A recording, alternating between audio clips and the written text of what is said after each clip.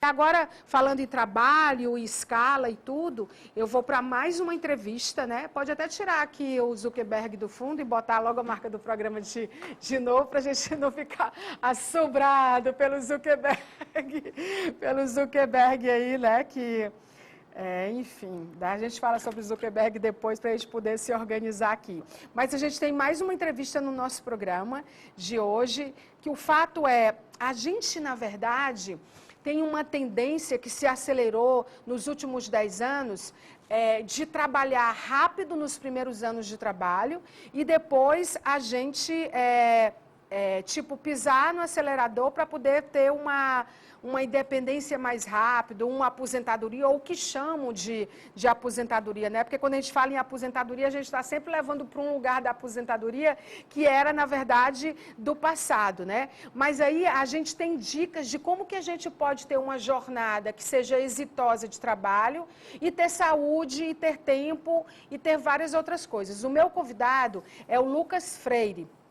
Oi Lucas, tudo bem? O Lucas Olá. é psicólogo, treinador, palestrante, ele é especialista em desenvolvimento de lideranças e soft skills, como educação experiencial, é professor de gestão com pessoas, enfim, se eu for ficar falando tudo que o Lucas Freire a gente vai matar aqui 10 minutos do programa. O fato é que ele é um fera no assunto, uma autoridade, e a gente quer falar com ele sobre isso exatamente por ele ser uma autoridade, né? A gente tem essa tendência que ganha foco em cargos de trabalho que visam uma aposentadoria precoce e essa fórmula, né, esse movimento incentiva os trabalhadores a darem tudo de si na juventude para dizer assim, não, depois vai ser suave na nave.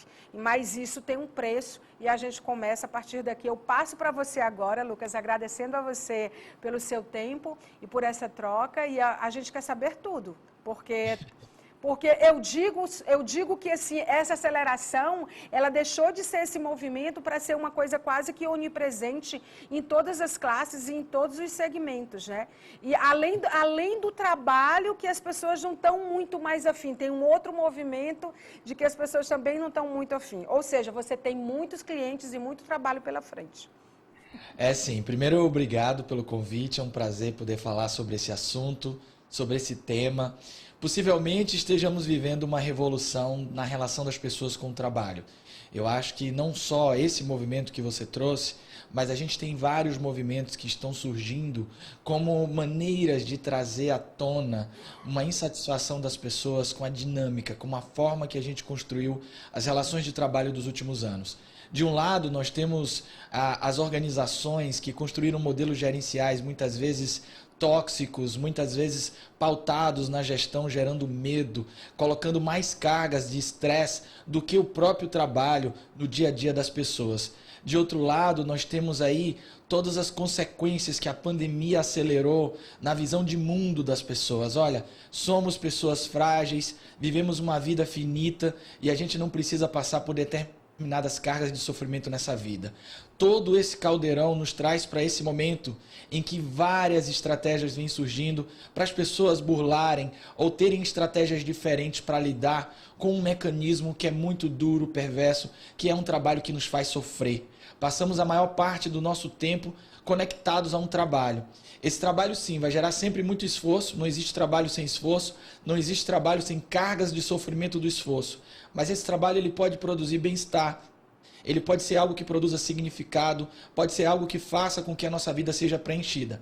De um lado, a gente vai ter uma iniciativa como essa, olha, eu vou trabalhar o máximo que eu puder na juventude para que eu possa aí, ganhar o máximo que eu puder de dinheiro e me aposentar mais cedo.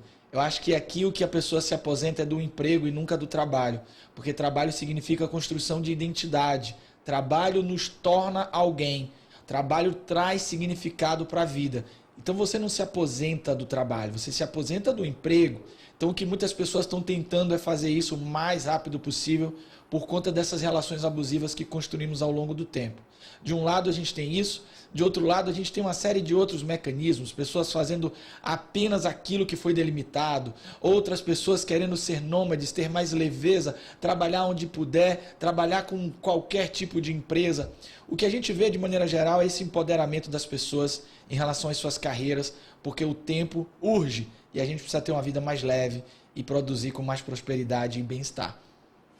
Agora, você fez um resumo rápido, mas muito eficiente, da nossa relação com o trabalho hoje. É super impressionante como a gente foi educado até agora, e a gente está diante de uma geração que provavelmente vai ter uma relação diferente com o trabalho, mas o trabalho para a gente foi sempre demonizado, né? A história do trabalho. Adão e Eva pecaram e Deus disse: agora vocês serão responsáveis pelo sustento de vocês. Trabalhar. Aí vieram os escravos, aí veio o iluminismo, aí trouxe assim uma pequena clareza, né? Amenizou um pouco o trabalho. Aí veio o marxismo com a Revolução Industrial e aquela coisa repetitiva, chata, que até hoje a gente não se livrou dela. Né? Apesar da gente já estar aí na sexta revolução, até hoje a gente não se livrou. Aí veio esse século, ou um pouco do século passado, que trouxe a questão da legislação e tudo, mas nunca foi significativo. Aí eu acho também, Lucas, que tem um pouco de papo furado em relação a busca o seu propósito, não sei o quê. O propósito, no final do mês, é você ter dinheiro para pagar as suas contas e você botar comida na mesa todo dia para você ou a sua família, né? Sim. Porque eu acho que muita coisa veio dos empreendedores de palco, das pessoas. Aí ficou mais confuso ainda. Se o trabalho era demonizado, aí veio com essa coisa onírica do trabalho, do empreender, sem levar em conta a precarização do que é empreender em muitas áreas hoje, que a pessoa diz: eu sou empreendedor, eu virei Uber, eu sou empreendedor, eu tenho a minha moto, eu entrego comida, eu sou empreendedor, mas existe uma precarização do trabalho, né, do empreender. Na verdade, aquelas pessoas ali estão servindo a um modelo de trabalho que é terrível, entendeu? Sim. E aí eu acho assim que é muito confuso. Eu imagino que essas novas tendências e qual é a estratégia que você coloca nos teus cursos, na tua empresa, para os clientes, né, para as corporações, de como, calma, Sim. existe uma luz no fim do túnel. Olha que luz só. é essa? Que luz é essa, Lucas? Olha, primeiro eu quero agradecer, porque é maravilhosa a sua visão. Eu totalmente de acordo com isso, esse ponto de vista que você trouxe, pelo seguinte: a gente precisa trazer a realidade. A realidade é que existem cargas de trabalho e relações com o trabalho que cruzaram uma linha do bem-estar. Então, mecanismos gerenciais que usam estratégias de adoecimento, muitas vezes, como estratégias de produção ou estratégias produtivas. Eu acho que é isso que está em pauta. Está em pauta, muitas vezes, a gente não sair do 0 para o 1000, como você trouxe, para o onírico, para a fantasia de uma felicidade plena e absoluta, porque ela vai se deparar com um abismo social da nossa realidade brasileira, em que muitas vezes o desemprego foi usado como tensão para criar uma relação disciplinadora com o trabalhador, do tipo: olha, trabalhe porque você está vendo quantas pessoas querem o seu lugar. Isso é a gestão pelo medo. Isso é criar uma atmosfera de controle baseado no medo. Mas o que a gente vive hoje é que existe um indivíduo aí que vem adquirindo autonomia para não cair mais em determinadas histórias e que não tem mais a mesma fidelidade institucional ou simplesmente decidiu fazer uma ruptura, muitas vezes, desse modelo. É claro que esse movimento ele não é brasileiro, ele é global, ele chega no Brasil um pouco atrasado e o Brasil tem suas particularidades como essa, né? A gente ainda é um país com uma massa de desempregados muito grande, com muitas pessoas que não têm opção de escolha sobre o próprio trabalho, então vão aceitar aquilo que tem para o dia e muitas vezes vão se submeter a condições de trabalho muito precárias. Mas, por outro lado, a gente começa a ouvir essas vozes. O que eu costumo dizer é que a gente tem que começar pelo começo. Qual é o começo? Vamos trabalhar com bem-estar? Vamos pensar hoje, olhar de frente que o trabalho pode ser fonte geradora de sofrimento psicológico e como é que a gente pode lidar com isso? Muitas vezes é preparando a nossa instituição, a nossa corporação, é preparando o empreendedor para entender que ele não é uma máquina de moer gente. Ele é uma empresa e essa empresa precisa de gente para ter o resultado. Ele não é uma pessoa que vai construir uma relação apesar das outras pessoas. Ele vai construir com outras pessoas. Ele precisa desobjetificar o ser humano. O ser humano foi tratado como objeto nessa história do trabalho, como você bem trouxe. E hoje o que a gente precisa trazer é de volta, resgatar o humanismo nesse processo. E muitas vezes o humanismo é olhar a realidade. Olha, que tal se a gente repensar alguns modelos gerenciais para construir uma estrutura menos precária, para ter uma relação de trabalho que a gente entenda que o medo não é a receita, o medo não é uma ferramenta de controle do comportamento. Aliás, o medo vai colocar mais uma carga de estresse numa coisa que já é muito estressante, o que é o trabalho de muitas pessoas. Eu acho que esse é o convite que eu faço muitas vezes. Eu trabalho formando muito líderes e muitas vezes a gente precisa trabalhar muito essa concepção de cada um. Como é que eu estou lidando com as pessoas? Como é que eu me conecto de novo com esse humanismo que muitas vezes a gente se perde por conta dessa história, né? E não caio na falácia tóxica, muitas vezes, que talvez seja muito perversa também, dessa coisa onírica que você falou. Olha, o mundo perfeito, ou o mundo maravilhoso, seremos todos felizes. Não, a gente pode começar pelo bem-estar. A gente pode começar pela saúde. Eu acho que essa é a trilha. E o meu ponto de atenção também é que eu percebo que dentro desse contexto de saúde e de diferentes ecossistemas de empresas que são da economia tradicional, a hard economy, para essa soft economy, que era essa coisa mais leve, que troca a matriz pela rede, que troca o resultado pelo impacto, né? Que tem outros valores, outras verticais, o foco pela expansão, né? Que tem outro ritmo e outro propósito. Olha a palavra propósito aqui. Outro processo, na verdade, eu queria dizer. A questão do foco é extremo na saúde mental, que eu não estou dizendo que é extremo porque é desnecessário, mas me preocupa também o over, sabe? Do jeito que for o over em propósito, a gente de repente vitimizar demais, nós nos vitimarmos demais. Tudo a gente atribuir à questão da saúde mental. Eu estou fazendo aqui uma coisa que é meio o advogado, não do diabo. Eu não gosto de falar essa palavra, porque eu jamais seria advogado do diabo. Mas, assim, são perguntas difíceis. Então, assim, porque eu acho que o mundo precisa de novas perguntas.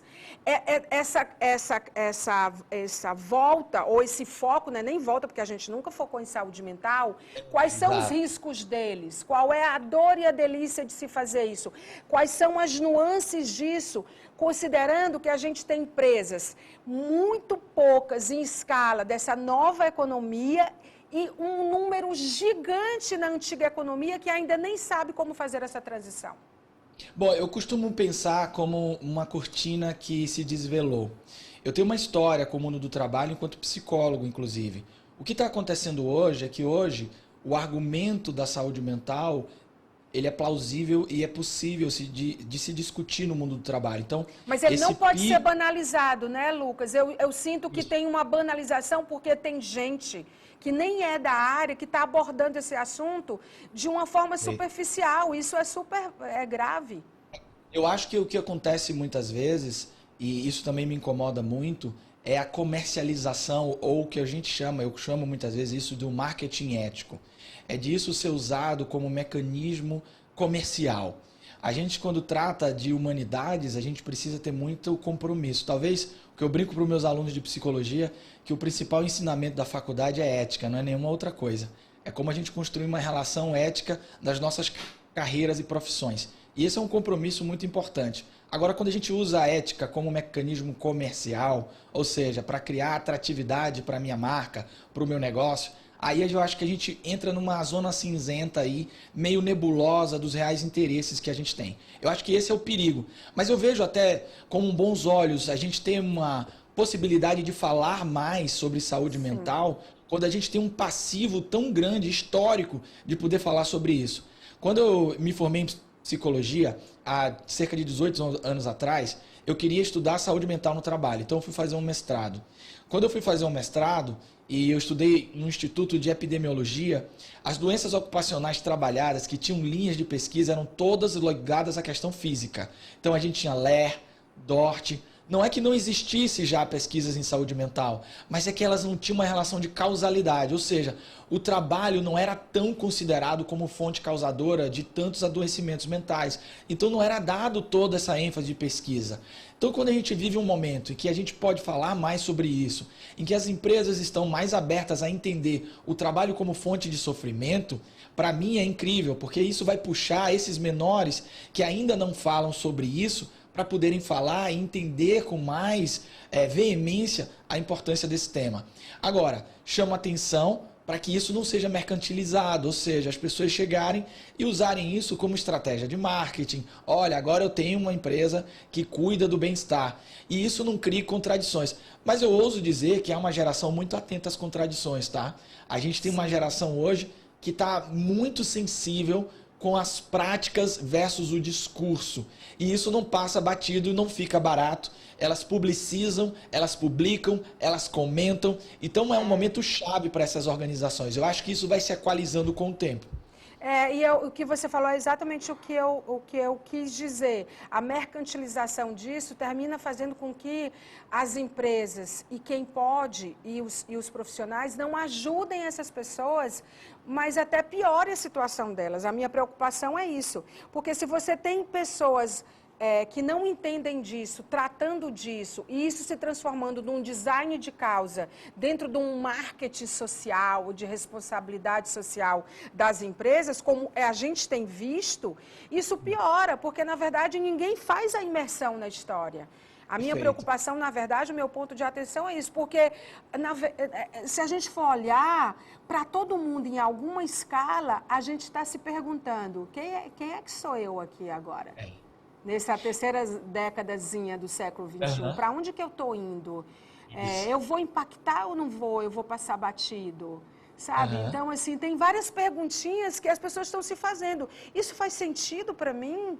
Faz sentido às 8 horas? Faz sentido eu ser tratado dessa forma? Faz sentido eu ser julgado dessa forma? Faz sentido o velho e antigo feedback que não me acrescenta e não evolui, não me desenvolve? Então, assim, são muitas perguntas, né? E aí é uma geração exausta. A gente está diante de uma geração toda que se mistura em idades.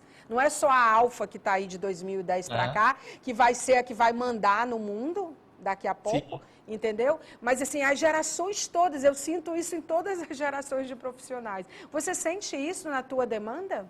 Com certeza. Eu queria só ilustrar a sua fala com algo que pode trazer luz para as pessoas que estão ouvindo aqui, o quanto isso pode ser, inclusive, perverso.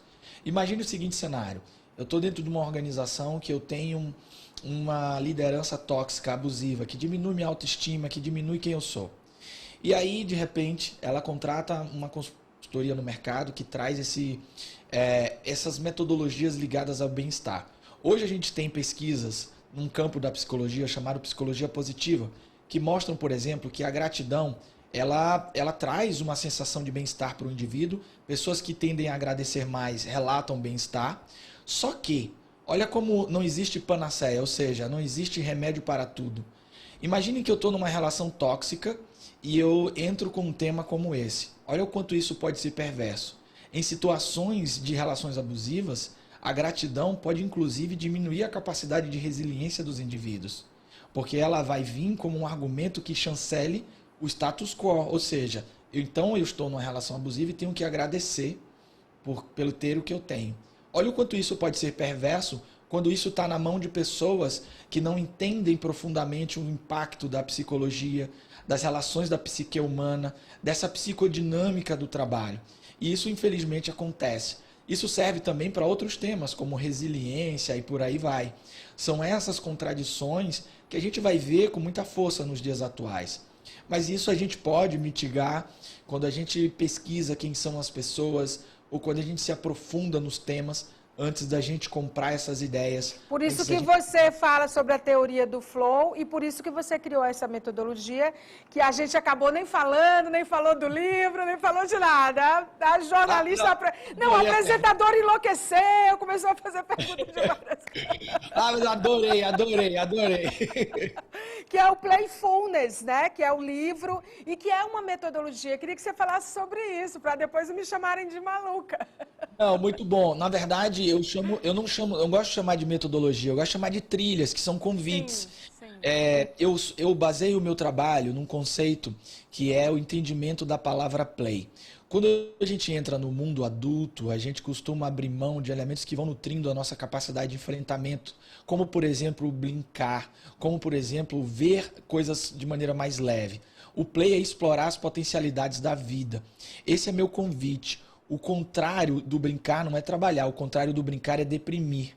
Então, esse é um convite a um protagonismo do play, uma reconexão com a nossa criança anterior, como uma saída para esses ambientes tóxicos, para esse dia a dia que é tão difícil e duro. É a gente se reconectar com essa essência. Então, o meu trabalho e a base desse livro é a plenitude dessa trilha, mas não como um método, e sim como convites. Eu vou contando elementos da minha história, quando o play ele tem a seriedade daquilo que ele deve ser, porque ele não nos torna menos sério, ao contrário, ele torna a vida mais leve. E como é que a gente pode usar isso para nutrir resiliência no dia a dia? Esse é o convite desse livro aí, que eu convido as pessoas a apertar o play para a vida. E a teoria do flow, eu amei a teoria do flow. É uma descoberta Eu me científica. identifiquei. O Mihaly Csikszentmihalyi, que é o pesquisador que fez essa descoberta, ele percebeu que existem experiências na vida que a gente não sente o tempo passar. São experiências ótimas da vida. São os momentos de flow que produzem, aí sim, produzem sentido intrínseco. Você não vai ficar pensando num grande propósito da vida. Você tem um propósito intrínseco acontecendo naquele momento, porque aquilo ali produz sentido para você. É o que ele chama de experiências ótimas. Por isso que você fala que talvez não vale a pena você acelerar na juventude, pensando tipo, pô, com 40... Eu tenho vários amigos que dizem que com 40 anos vão se aposentar com 1 milhão ou 1 bilhão. Tem uns que dizem 1 bilhão. Mas não é de dólares, não, é de real. Mesmo assim, é grana pra caramba. Quando eu tiver 1 milhão...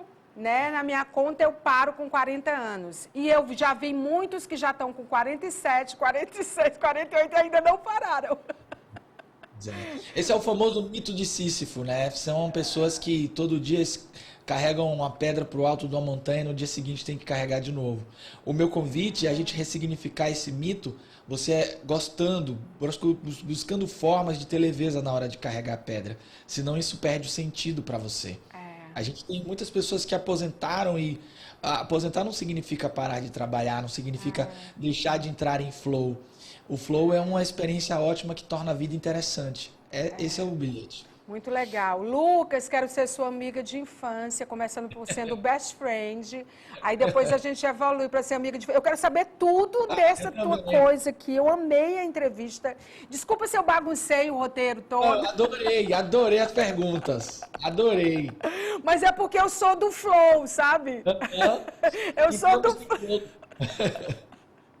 Eu sigo o flow, assim, eu vejo assim, não, vou falar sobre isso, eu vou me lembrando de trechos de coisas que me disseram, que as pessoas perguntam, que se incomodam, aí a entrevista é na hora. Tem dia que eu planejo uma coisa e faço outra completamente diferente. Maravilhoso. Entramos em flow e fizemos o nosso play aqui. É verdade. Olha, parabéns pelo teu trabalho, pela jornada aí, essa tua missão aí de construir, desconstruir, né, de estar desaprendendo também, ou ajudando as pessoas a reaprenderem, ou a esquecerem, ou a lembrarem, né?